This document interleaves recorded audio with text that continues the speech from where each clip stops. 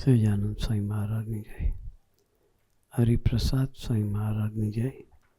આત્મીય સમાજની જય જય જય.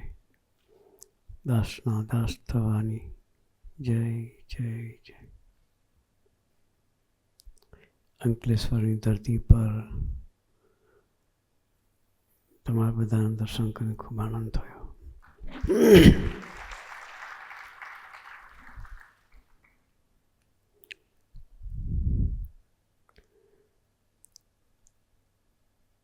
મિલિનભાઈ અને ગુરુપ્રસાદ સ્વામી આપણને અદ્ભુત લાભ આપ્યો.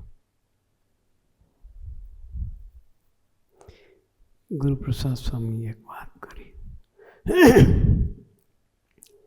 આપણે સોનાના માણસ થવાનું છે.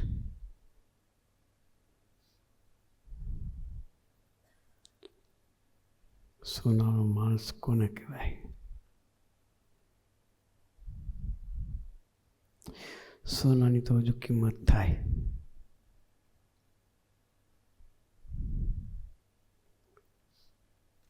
એથી વિશેષ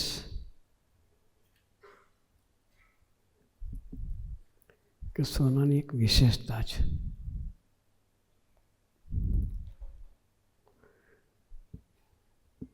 છે ઋતુમાં સરખું રહે.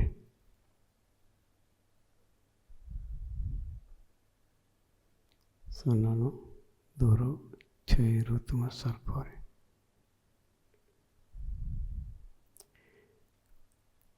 એને કંઈ અસર ના થાય. એમ સોનાના માણસ ગમે એવી પરિસ્થિતિ હોય એમાં પણ એનો આનંદ ના જાય. એ સોનાના માણસ કહેવાય. કળિયુગ છે. છાસવારે પરિસ્થિતિ બદલાય. શું થાય? છાસવારે પરિસ્થિતિ બદલાય.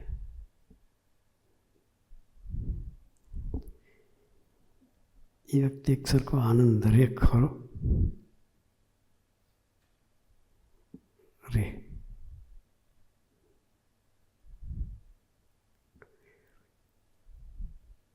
એવા પુરુષની ગોદ હોય તો આનંદ રહે.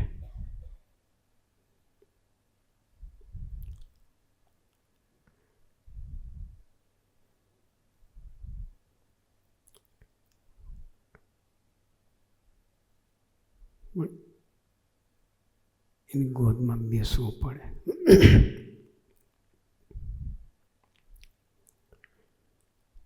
જેને જેનો આશરો એને લાજ. આપણી ગુજરાતની કહેવત છે. જેને જેનો આશરો એને એની લાજ. આપણે કે નાનું બાળક હોય અને કોઈ ચિંતા હોય, હું કપડાં ક્યાંથી લાવીશ, રમકડાં ક્યાંથી લાવીશ, ખાવાનું ક્યાંથી લાવીશ, સ્કૂલે મૂકીએ તો ચિંતા હોય કે સ્કૂલનું ટ્યુશન ફી ક્યાંથી આપીશ, બુકલેટ ક્યાંથી લાવીશ. કોઈ જાતની ચિંતા હોતી નથી. ચિંતા કોણ કરે? એના મમ્મી પપ્પા કરે. એ નિશ્ચિંત છે. એની માથે એના મા બાપ બેઠા છે.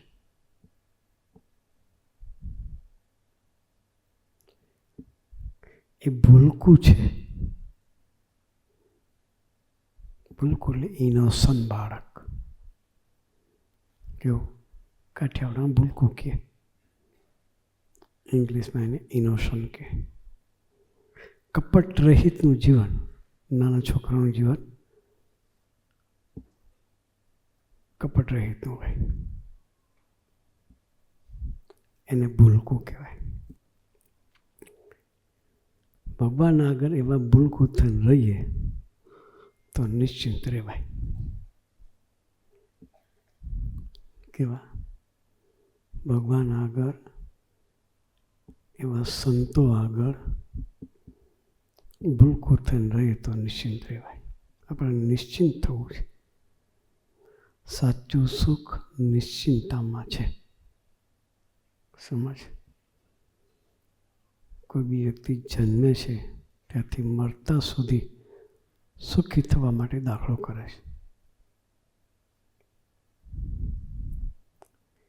કોઈ ફેક્ટરી કરે અને કોઈ બિઝનેસ કરે કે કોઈ ખેતી કરે કે કોઈ નોકરી કરતા હોય, જે કંઈ કરે છે તે વધુ કોઈ પરદેશ જાય વધારે સુખી થવા માટે. લંડન જાય તો એકના 120 રૂપિયા થાય એક પાઉન્ડના. અમેરિકા જાય તો 90 રૂપિયા એક ડોલરના, તો 85-90 ઊંચે છે કંઈક. કેનેડા જાય તો 60-65 હશે. એ મલ્ટીપ્લાય કરવાનો નેચર આપણો. સુખી થવા માટે જોઈએ છે. પણ ત્યાં ગયા પછી પણ ટેન્શનમાં હોય. જે સુખ માટે ત્યાં ગયો છે ત્યાં બી ટેન્શન હોય કે મારું સ્ટેટસનું શું.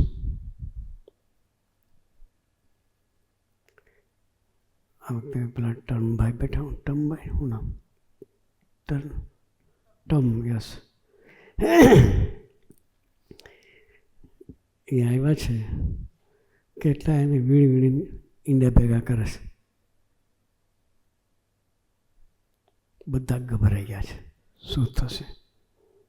આપણો નંબર લાગશે કે નહીં? ગ્રુપ સ્વામીએ વાત કરી, દુબઈની વાત કરી. યુદ્ધ ચાલે છે. આપણા ઘર આગળ બોમ્બ પડે તો શું રહે? નિશ્ચિંતા રહે? આપણી સ્ટ્રીટમાં જ બોમ્બ પડે તો કેટલી નિશ્ચિંતા રહે? શું થશે એના જ વિચારમાં રહીએ. બમ્યાના એક દીકરાની વાત કરી, આશીષભાઈની વાત કરી. ત્યાં ડિલિવરી કરવા જતો હતો, સામે બોમ્બાર્ડમેન્ટ ચાલે. પૂછ્યું કે તને બીક નથી લાગતી? તો કે ગુરુ હરિ સ્વામીજી મારી સાથે છે, મને શાની બીક? એ તો નીચે રેલો આવે ને ત્યારે ખબર પડે.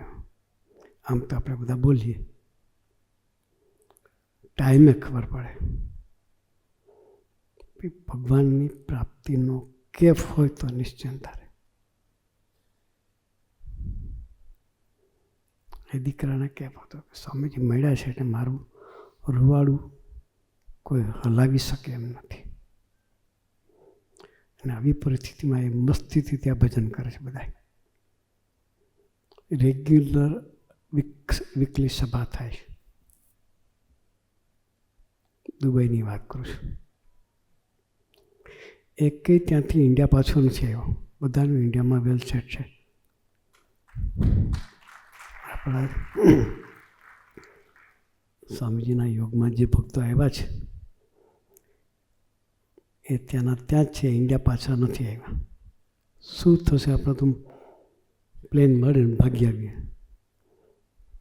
ત્યાં કાલાવાળા બોમ્બ પડ્યો તો આપણે તો પૂરા થઈ જઈએ. જીવતા આવીશું તો નવું કંઈક થશે એવો વિચાર આપણને ઉઠે. એ જગ્યાએ નિશ્ચિંતા પ્રગટાવે કોણ? એટલે પેલા બાળકની વાત કરીને મા બાપ દીકરાનું ધ્યાન રાખે છે. એમ ખરેખર ભગવાનના દીકરા થઈ જઈએ તો ભગવાન આપણી કાળજી લે. દીકરા થવું પડે. બધો ભાર એનામાંથી જીવે એનો દીકરો કહેવાય. ભગવાનને માથે ભાર નાખીને જીવવું એ સામાન્ય વસ્તુ નથી.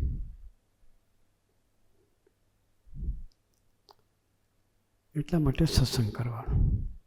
કોઈ પૂછે સત્સંગ શું કરો? તો કે નિશ્ચિંતાવાળું જીવન જીવવું છે ને એટલે સત્સંગ કરવો છે. લાખો રૂપિયા હોય, નિશ્ચિંતા ના હોય. અમેરિકા જેવા દેશમાં, લંડન જેવા દેશમાં રહેતો હોય તો રાતે ઊંઘની ગોળી લેતો હોય. એ જગ્યાએ નિશ્ચિંતા પ્રગટાવી પડે. ભગવાનનો આશરો જોઈએ. સાચું સુખ નિશ્ચિંતામાં છે. ગુરુસાસાએ વાત કરી, કલ્ચરની વાત કરી, નાના દીકરાઓના જીવનનું દર્શન મિલિનભાઈ ગુરુસાસાએ બનાવી કરાવ્યું. એ છોકરાના જીવનના સંસ્કારોનું જતન કરે કોણ? અમેરિકામાં રહેતું ટાબોરિયું, એનો જન્મદિવસ, એની વાત કરી. એને પપ્પાએ પૂછ્યું કે આજે તારો જન્મદિવસ છે તો શું તને શું ગિફ્ટ આપવું? તો કે મને સ્વામી દાદાના દર્શન કરાવો. શું કહે? 3 વર્ષનું છોકરું ગિફ્ટમાં શું માગે છે? કે મને સ્વામી દાદાના દર્શન કરાવો. બીજું કાંઈ જોઈતું નથી. એ સંસ્કાર.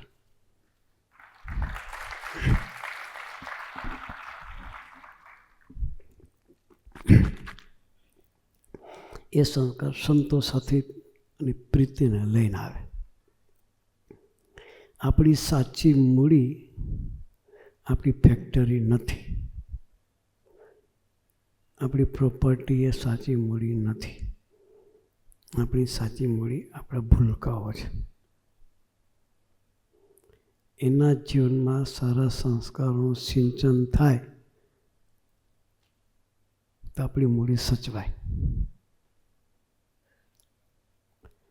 હમણાં 2 દિવસથી આ ભરૂચ, અંકલેશ્વર બધે ફરીએ છીએ. મિલનભાઈ છે, અમારા હરિશરણ સ્વામી છે. આ પ્રદેશમાં સેવા ભક્તિ કરે છે. નાના ટાબોરિયા. મોબાઈલની વાત કરીને પધરામણી જે છોકરા બધા લાઈનમાં ઊભા રહ્યા હોય, હાથમાં ઠાકોરજી નીકળ્યા એટલે ફૂલ લઈને ઊભા રહ્યા ઠાકોરજીને વધાવવા માટે. એ છોકરાઓને અત્યારથી મિલનભાઈ ટ્રેન કરે. એની પાસે બોલાવો. ખાલી મિલનભાઈ એટલું બોલે, આપણે બાકીનું વાક્ય છોકરા પૂરું કરે. આપણે મોબાઈલ વાપરવો નથી. ખાલી મિલનભાઈ એટલું જ કે આપણે તો દીકરાઓ કે મોબાઈલ વાપરવો નથી. આપણે મોબાઈલ વાપરવો નથી. એ મોબાઈલ વસ્તુ નાની જ છે પણ ડાયવર્ઝન મોટું છે. આજના દીકરા દીકરીઓ ભણતા નથી, એનું કારણ છે મોબાઈલ. અમે ગમે ત્યાં જઈએ, દેશ પરદેશ બધે ફરીએ છીએ. અમે પેરેન્ટ્સના કહીએ, તમારે તમારા દીકરાઓને ભણાવવા હોય, સારા સંસ્કાર આપવા હોય તો એને રમવા માટે મોબાઈલ નહીં આપતા. જો અડધું ઘર ભરી રમકડા, એક ટ્રક એક રમકડા મૂકી દેજો, સસ્તા પડશે. મોબાઈલ મોંઘો પડશે. એકવાર છોકરું મોબાઈલથી રમતું થયું પછી હાથમાંથી લેજો જોઈએ, તમને શું થાય? તમને શાંતિ હોવા નહીં દેવા. એ છોકરું તમને શાંતિથી સુવા નહીં દે. પછી સંતો પાસે સ્વામીજી આને કંઈક કરો ને, ભણતો નથી પણ તમે એને રમવા આપ્યું, શું કરવા? એ કોઈ વિચાર નથી કરતું. જ્યારે તકલીફ થાય ત્યારે જાય ગુરુપ્રસાદ સ્વામી, તમે કંઈક સમજાવો ને, છોકરું ભણતું નથી, આખો દાડો મોબાઈલની ગેમ રમ્યા કરે છે. સંતો પ્રેમ કરે, ધીરે છોડવાની વાત કરે. સંતોના પ્રેમ લઈને છોકરો છોડી બી દે છે. એટલે આપણી સાચી મૂડીને આપણે સાચવવી છે. સત્સંગ એટલે કરવો છે. એ સાચી મૂડી જો આપણી સચવાઈ જશે તો આપણે ઘરડા થઈશું ત્યારે સેવા કરશે. બાકી સેવાની અપેક્ષા નહીં રાખવાની. હો, આપણે અત્યારે જુવાન છીએ એટલે સેવાની તકલીફ ન પડે, પણ જ્યારે ઘરડા થઈશું ત્યારે સેવાની જરૂર પડશે ત્યારે છોકરાના જીવનમાં સંસ્કારો હશે તો સેવા કરશે. બાકી તો ઘરડા ઘરમાં મૂકી આવશે. શું કહે છે? ઘરડા ઘરમાં મૂકી આવશે. એટલે આપણે આપણા સ્વાર્થ માટે દીકરાઓ આપણા રહે અને ભવિષ્યમાં આપણી સેવા કરે એવા સ્વાર્થ સાથે પણ દીકરાઓના જીવનમાં સંસ્કારોનું જતન થાય એવા સંતોના યોગમાં રાખજો. દરેક ગામડે ગામડે અઠવાડિક સભાઓ થાય છે. આ અંકલેશ્વરમાં પણ થાય છે. બાળકોની સભા અલગ થાય છે, ટીનેજર દીકરાઓની સભા અલગ થાય, યુવકોની અલગ હોય, પરિવારની સભા અલગ હોય. તો એ સભામાં અઠવાડિયે કલાકે જવાનો સંકલ્પ રાખજો. તો એ તમારા દીકરા દીકરીઓમાં સંસ્કારનું સિંચન થશે.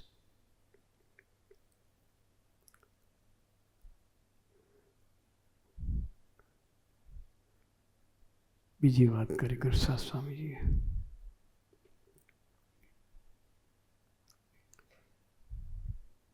માણસ નવરો પડે શું કરે?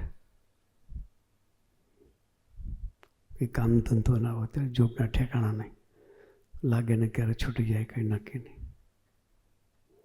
એ નવરો માણસ કરે શું? 3 વસ્તુ કરે. કાં વ્યસન કરે. શું કરે? મનથી ડાયવર્ઝન છે, મનને શાંત રાખવા માટે કોઈ ડ્રિંક્સ કરે, કોઈ સ્મોક કરે, કંઈકનું કંઈક વ્યસન. પૂછે કેમ તું આ કરે છે? તો કે થોડું ફ્રેશ રહેવા માટે કરું છું. મૂવી જોવે. ટાઈમ, દરેક વ્યક્તિ ટાઈમ વેસ્ટ કરે છે.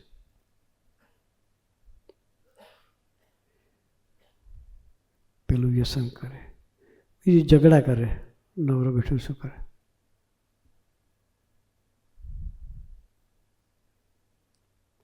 કાં ત્રીજું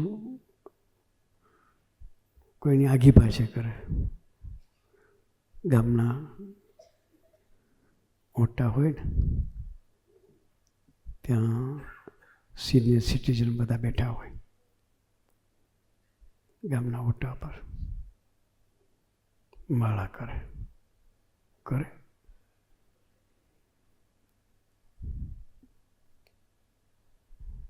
માળા ના કરે.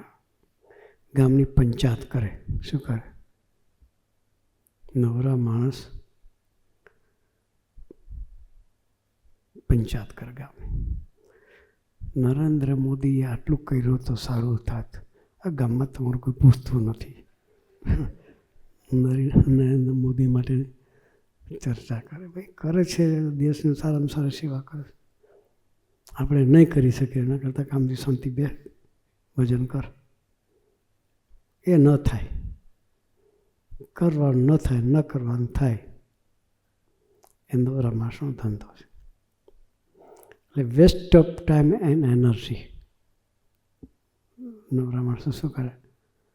ટાઈમ પાસ કરે, ટાઈમ વેસ્ટ કરે. અમારા સંતો એને દાખલો કરીને ટાઈમને ઇન્વેસ્ટ કરતા શીખવાડે છે. આપણું એક સેકન્ડ પોઝિટિવ કઈ રીતે થાય, આપણા જીવનમાં કામ લાગે એવી સેકન્ડ કઈ રીતે બને, એ સંતોનો સમાગમથી થાય. એટલે આપણે સંતોનો સમાગમ કરવો છે. જ્ઞાનની વાતો નથી કરતા મારા સંતો. કોઈ પ્રેક્ટિકલ જીવવાની વાતો કરે છે. આત્મા પરમાત્માની વાતો અત્યારે કોઈને પચે નહીં અને સમજ ન પડે. પણ તમારા જીવનમાં જે જરૂરિયાતની વસ્તુ છે એ પહેલાં તમે શીખો, પછી જ્ઞાનની વાતો થાય. આ વસ્તુ પચે પછી પેલી વસ્તુ પચે. એટલે પહેલાં બેઝ પ્લેટફોર્મ તૈયાર કરે છે. આ પ્લેટફોર્મ છે. વિવેક, સામાન્ય વિવેક એ પ્લેટફોર્મ છે. વિવેક ના હોય તો કોઈ જ્ઞાન બી પચે નહીં તમને. ડાયરેક્ટ આત્મા પરમાત્માની વાતો કરે તો બધા ઝોકા ખાવાનું ચાલુ કરી દે. કોઈ ભાર દઈને બેસે જ નહીં. પણ જીવનમાં જીવન જીવવાની કળા અને વિવેક એ વસ્તુ સંતોના સમાગમથી શીખવા મળે. એટલે આપણે બધા ખૂબ નસીબદાર છીએ. અહીંયા અમારા હરિશરણ સ્વામી છે, લાસ્ટ બેઠા. દર મહિનાના 15 દિવસ અંકલેશ્વર ભરૂચ વચ્ચે ગામડામાં બધે ફરીને ભક્તોને 1-to-1 ટચ આપે છે, પ્રેમ આપે છે. 15 દિવસથી અમારી સાથે આશ્રમમાં સંતો હાથે 15 દિવસ આ બાજુના વિભાગમાં રહી અને બધાને પ્રેમ આપે છે. આવા સંતોની સાથે આપણે પ્રીતિ વધારીએ. મિલનભાઈ જેવા કાર્યકર્તાઓ છે, એ પણ પોતાનું બધો વ્યવહાર છોડીને સત્સંગ કરે છે. ઘર ચાલે છે એમ, સારામાં સારું ઘર ચાલે છે. ભગવાનને માથે પડીને જીવે છે તો એને વ્યવહારની ચિંતા નથી. એ એનો ટાઈમ ઇન્વેસ્ટ કરે છે, વેસ્ટ નથી કરતા. તો જે વ્યક્તિ પોતાનો સમય સદુપયોગ તરીકે ઉપયોગ કરતા હોય એવાના સંગે રહે તો આપણને પણ આપણો સમય કઈ રીતે પોઝિટિવ વાપરવો એ શીખવા મળે. તો સત્સંગ એ વિવેક શીખવાડે છે. સત્સંગ આપણે એક સેકન્ડની કિંમત સમજાવે છે, પછી ભગવાનમાં જોડે છે. તો આપણે ધીરે ધીરે આવો સત્સંગનો યોગ થયો છે. આવો સરસ સંતો પણ અહીંયા અવારનવાર આવે છે અને અહીં પણ અઠવાડિયે સત્સંગ થાય છે. તો અઠવાડિયે કલાકે કાઢવા માટે સંકલ્પ કરજો, ખોટ નહીં જાય. રાતનો સત્સંગ રાતનો સમય થાય, 8, 8:30 પછી હોય. અમે રાતે 8 વાગ્યા પછી કોઈ કામ ના હોય. એક જ કામ હોય, ટીવી. ટાઈમ ઉપયોગ કરવા માટે ટીવી આગળ બેસીએ આપણે. એ સિવાય રાતે કોઈ પ્રવૃત્તિ ના હોય. તો અઠવાડિયે ખાલી કલાક જ કાઢવાના, બાકીના 6 દિવસ ટીવી જોવાની છૂટ. પણ એક ડાયરી રાખવાની.